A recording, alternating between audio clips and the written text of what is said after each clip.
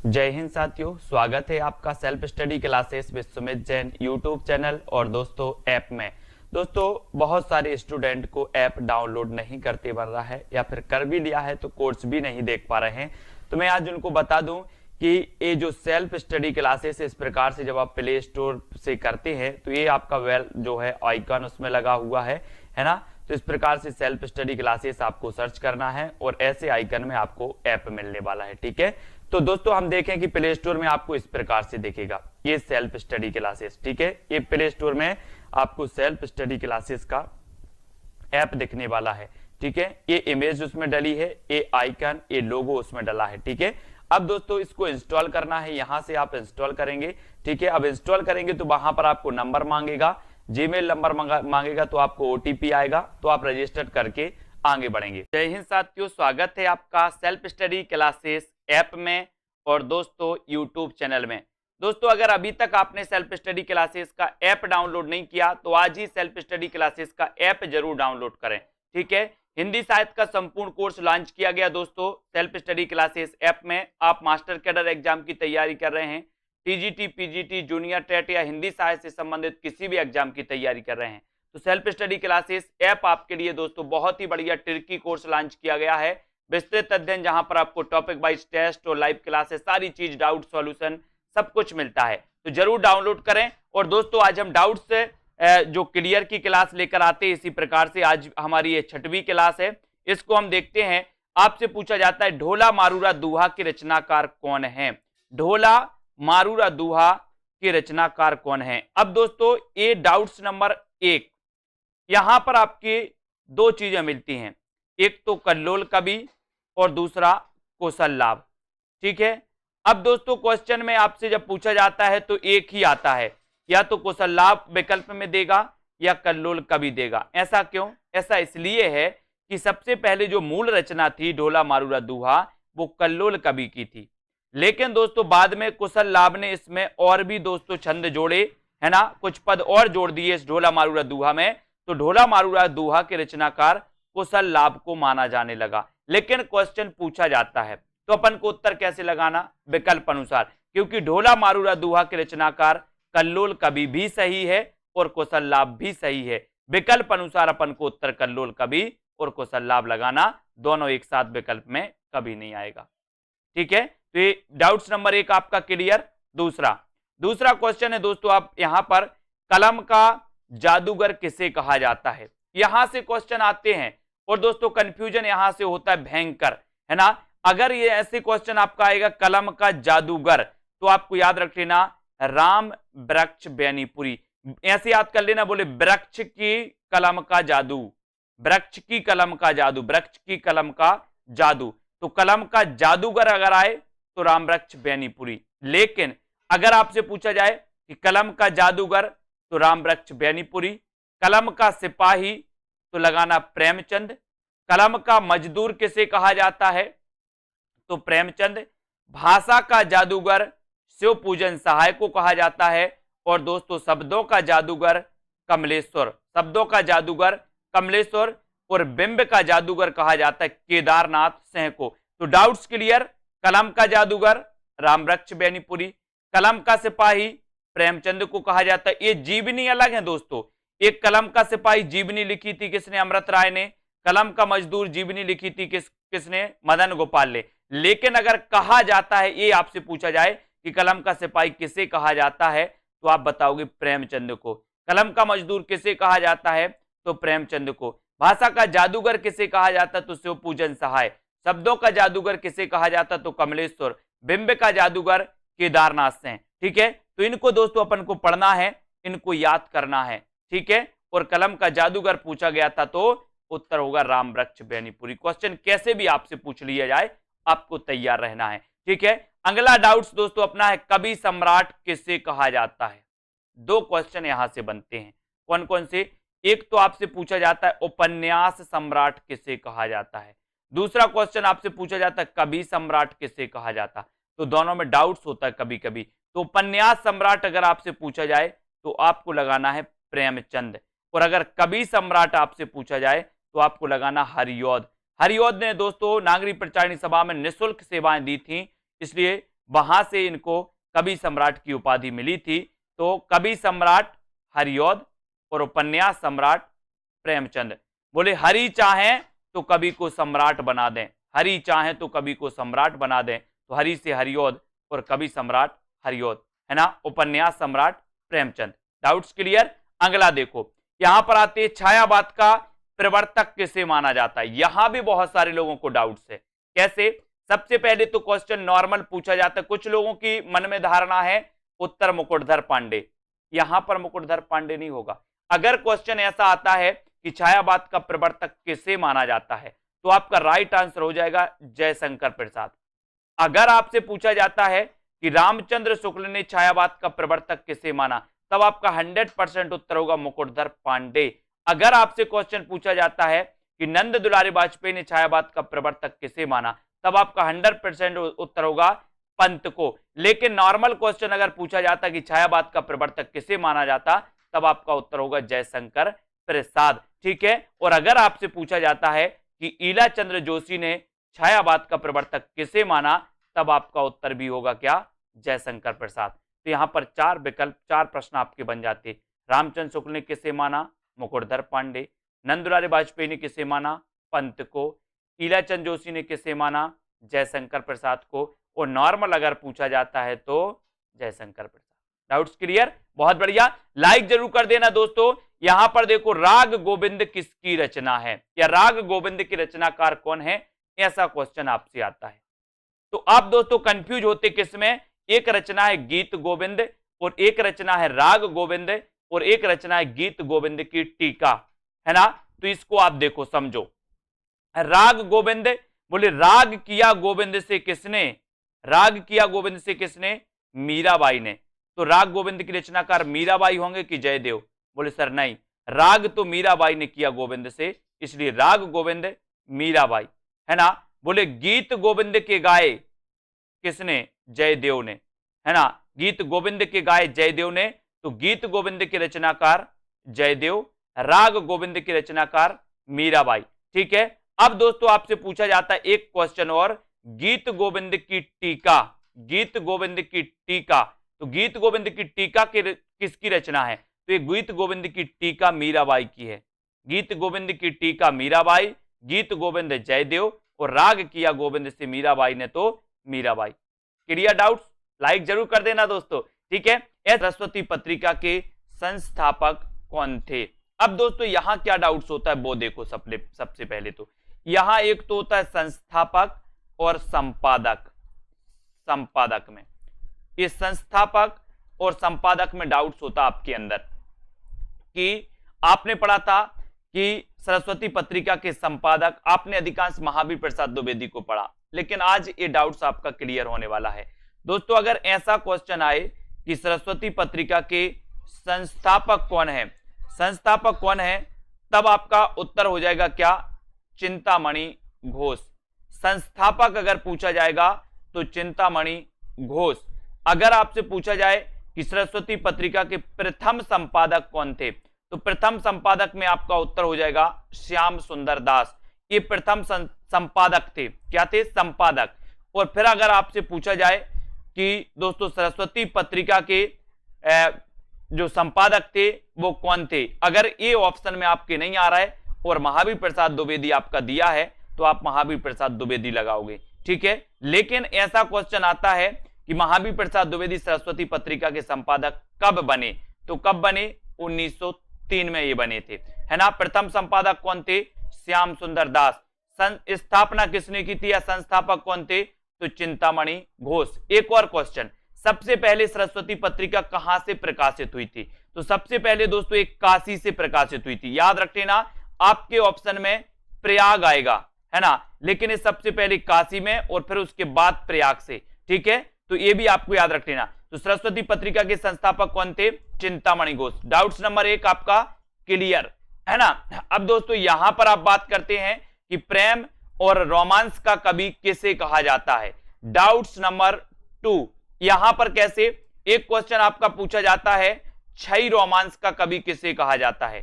दूसरा क्वेश्चन आपका पूछा जाता है प्रेम और रोमांस का कवि किसे कहा जाता है। दोनों में डाउट्स, छई रोमांस और प्रेम और रोमांस।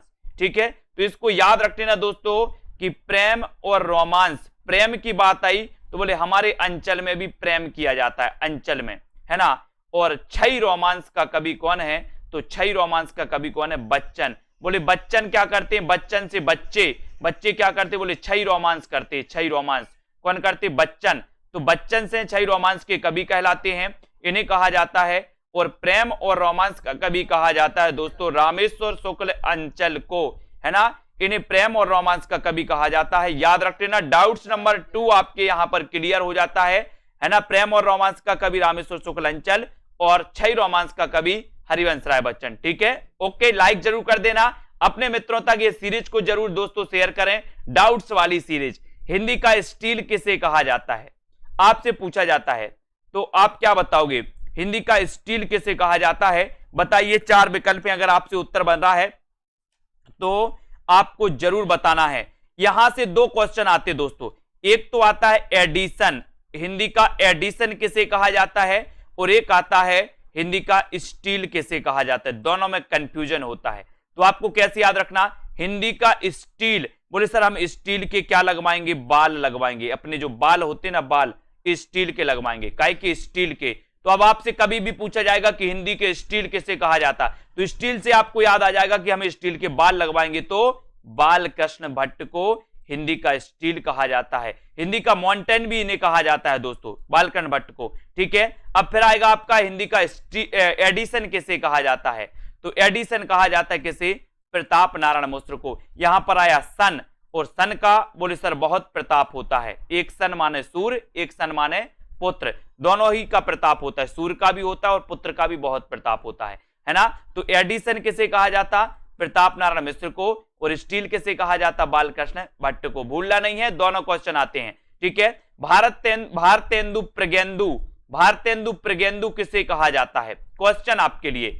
अब यहां पर डाउट्स कैसा बनता है, यहां पर दोस्तों भारतेंदु आ जाता है, भारतेंदु, तो लोग क्या लगा देते हैं, भारतेंदु लगा देते हैं, आओ देखा ना ताओ, और लगा दिया भारतेंदु, नहीं लगाना। भारतेंदु प्रगेंदु कहा जाता है दोस्तों नाथूराम शर्मा शंकर को, है ना। ये डाउट्स आपको दूर करना है, भारतेंदु प्रगेंदु कहा जाता है किसे, नाथूराम शर्मा शंकर को। ये कुछ लोग लगा देते हैं भारतेंदु, जिन्होंने नहीं पढ़ा, अब आपने पढ़ दिया तो लगाना नहीं है। भारतेंदु प्रगेंदु की जो उपाधि है वो नाथूराम शर्मा शंकर की है ना। अगला डाउट्स देख लेते हैं, अगला डाउट है दोस्तों 20वीं सदी का बाणभट्ट किसे कहा जाता है, 20वीं सदी का बाणभट्ट। तो ये तो नॉर्मल क्वेश्चन है, सभी से बनेगा, 20वीं सदी का बाणभट्ट किसे कहा जाता है, तो आपको पता है दोस्तों वो किसे कहा जाता है, हजारी प्रसाद द्विवेदी को। नॉर्मल क्वेश्चन रखा गया आपके लिए, ठीक है। तो 20वीं सदी का बाणभट्ट आपसे पूछा जाएगा तो हजारी प्रसाद द्विवेदी। आपको पता है दोस्तों हजारी प्रसाद द्विवेदी की हिंदी साहित्य का आदिकाल, हिंदी साहित्य का उद्भव और विकास, है ना, हिंदी साहित्य की भूमिका, इन्होंने ये 3 बहुत ही श्रेष्ठ ग्रंथ लिखे। कबीर नामक दोस्तों इन्होंने ग्रंथ भी लिखा, एक रचना की इन्होंने कबीर नामक, है ना। ये सारी की सारी चीजें आपको याद करनी है और इसी प्रकार से बने रहना डाउट्स वाली क्लास में। तो श्रृंगार काल किसने कहा, अब यहां से 2 क्वेश्चन पूछे जाते दोस्तों, कंफ्यूज होते लोग कि श्रृंगार काल मिश्र बंधु ने कहा या दोस्तों विश्वनाथ ने कहा, है ना, विश्वनाथ प्रसाद ने कहा। यहां पर आपको कंफ्यूजन होता है, ये विश्वनाथ, ठीक है। तो आपका यहां पर दोस्तों याद रख लेना है कि रीति काल को जो श्रृंगार काल कहा वो किसने कहा, विश्वनाथ प्रसाद ने।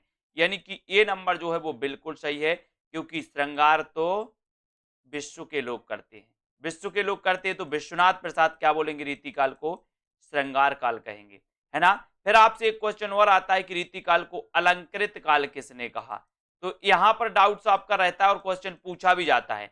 तो अलंकृत काल किसने कहा, मिश्र बंधुओं ने, अलंकृत काल कहा है मिश्र बंधुओं ने, और दोस्तों श्रृंगार काल कहा है विश्वनाथ प्रसाद ने, ठीक है।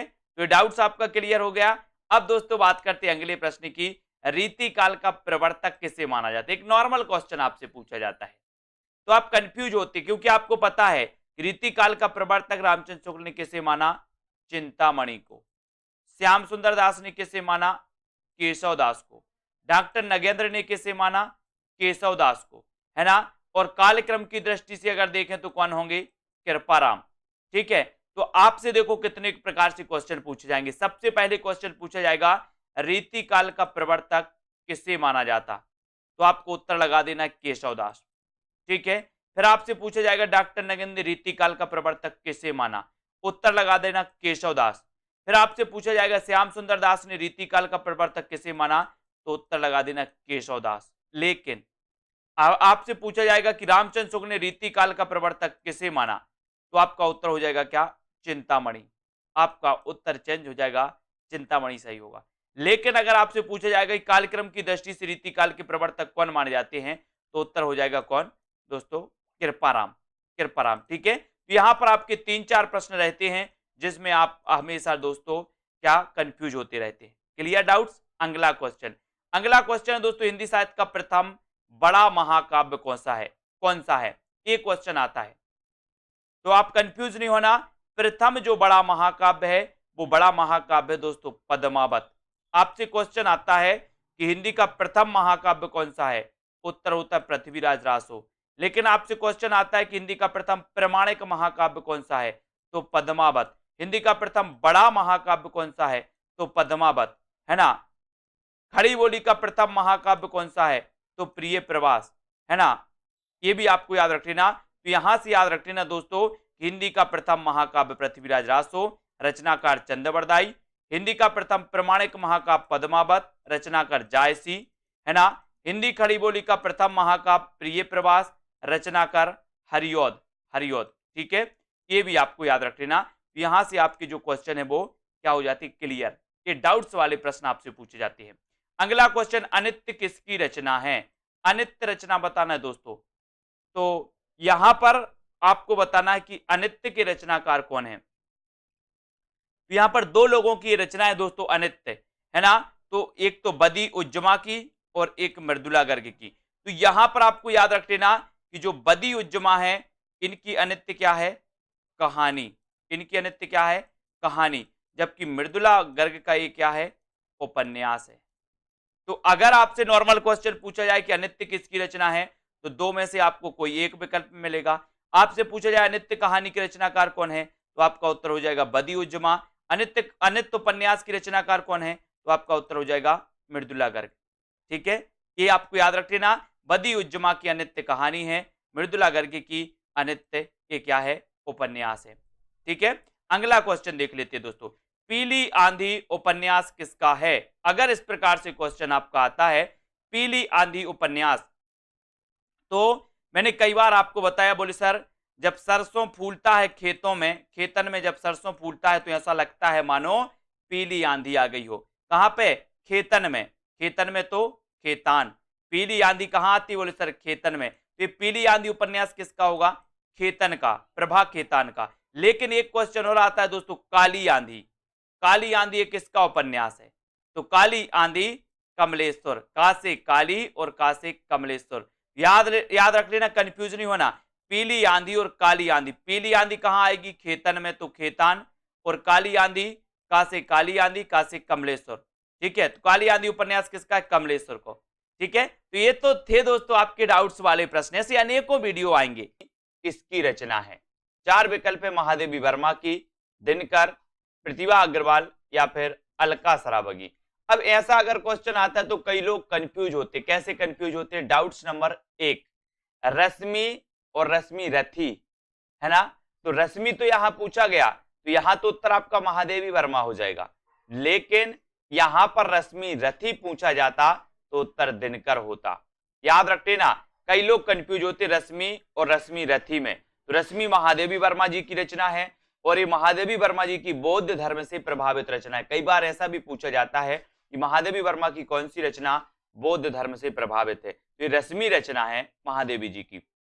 ठीक है, बाकी रश्मि रथी किसकी रचना है, दिनकर की। डाउट्स नंबर 1 क्लियर है ना। अब बात करते हैं दोस्तों डाउट्स नंबर 2 की, पिता कहानी के लेखक कौन है।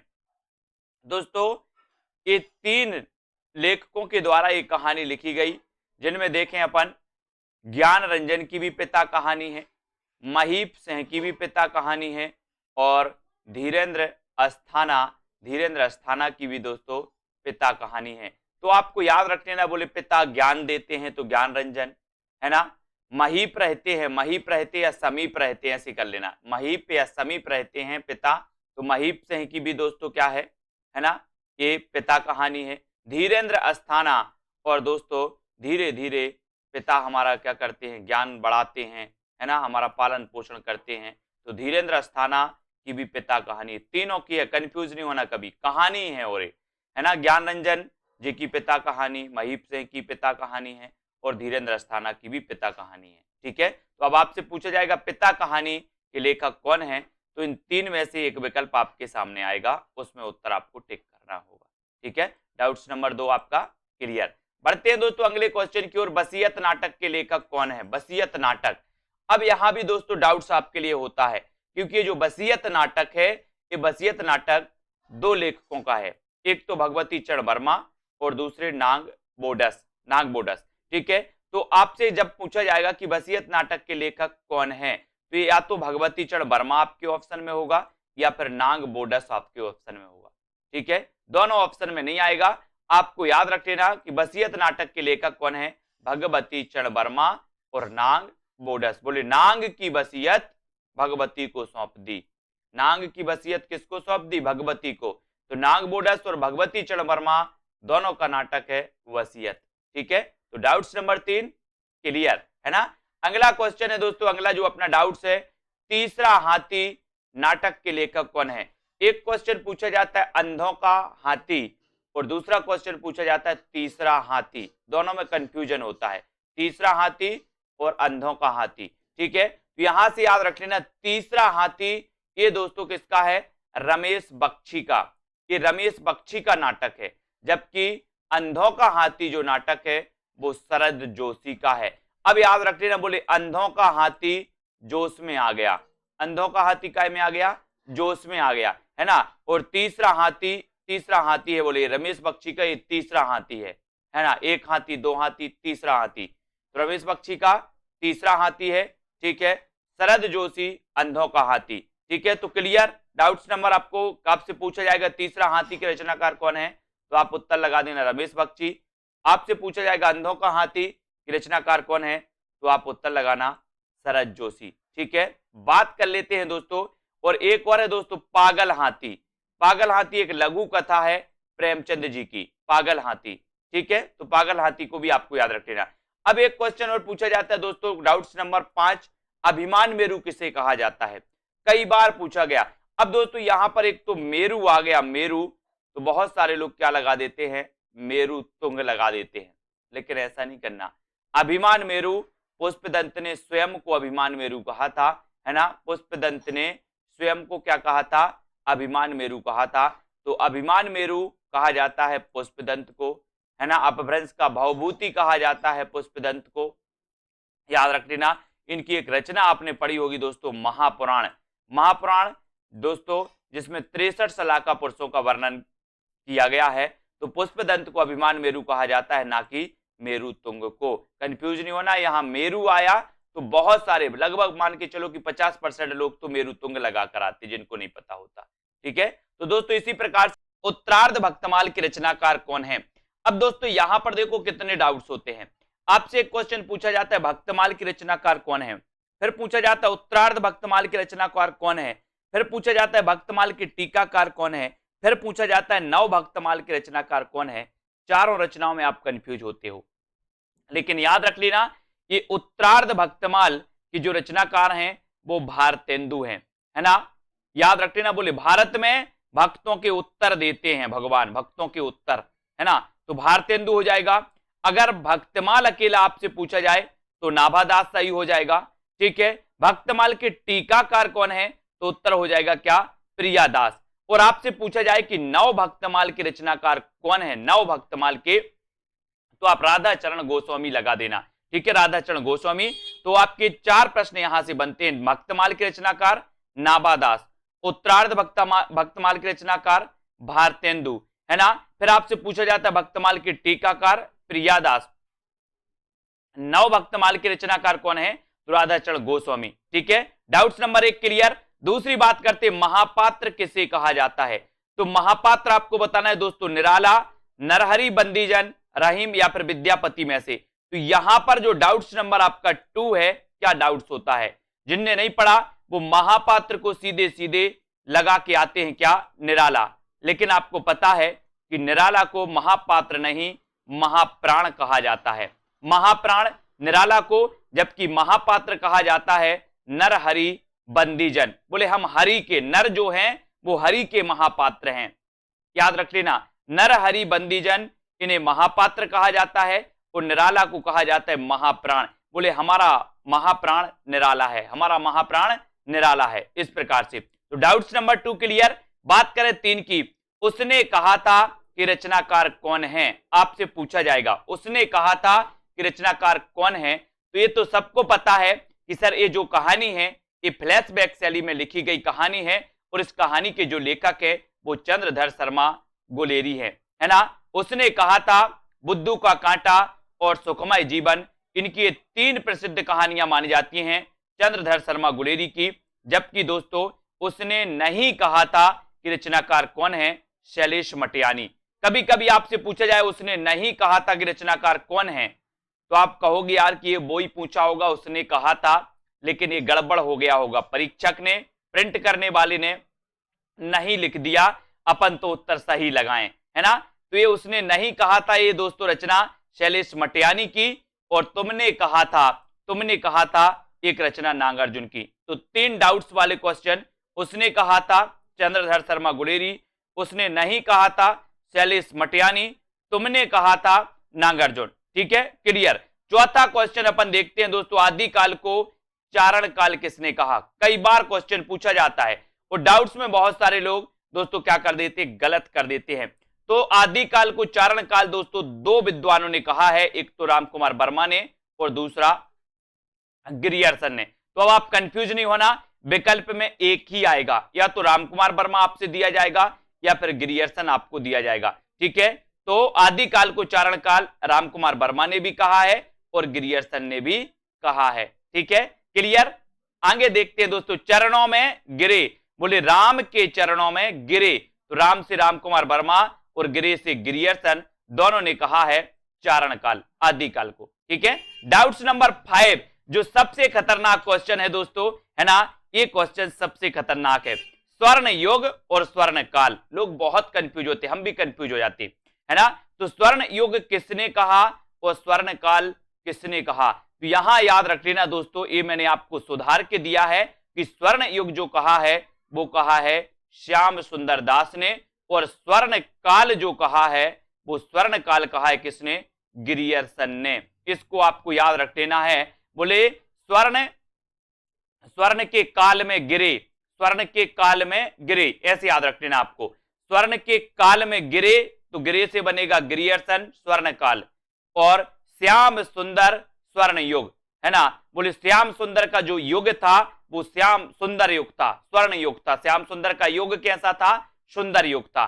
ठीक है, तो स्वर्ण युग कौन कहेगा, श्याम सुंदर दास। और क्या, स्वर्ण के काल में गिरे, स्वर्ण के काल में गिरे तो गिरियर्सन। ये डाउट्स वाला क्वेश्चन दोस्तों मैंने ये सुधार के आपको दिया है, ये वीडियो इसको देख लेना और सुधार लेना, ये बिल्कुल सही है। ठीक है, स्वर्ण युग किसने कहा, श्याम सुंदर दास ने, और स्वर्ण काल किसने कहा, गिरियर्सन ने। ठीक है, कंफ्यूज नहीं होना, वीडियो को लाइक कर देना, और दोस्तों जो भी डाउट्स लगे आप जरूर बताइएगा, उन डाउट्स को भी हम दोस्तों वीडियो में लेकर के आएंगे। जिनको भी डाउट्स जिस क्वेश्चन में लगता है जो आपको याद नहीं हो पाते हैं या डाउट्स वाले कोई क्वेश्चन आपके हों, वो कमेंट में आप लिखिए, वीडियो में हम लेकर के आएंगे, आपको बताएंगे। ठीक है, तो वीडियो को लाइक और शेयर आपको जरूर करना है दोस्तों, और इसी प्रकार से बने रहें, लाइक शेयर करें।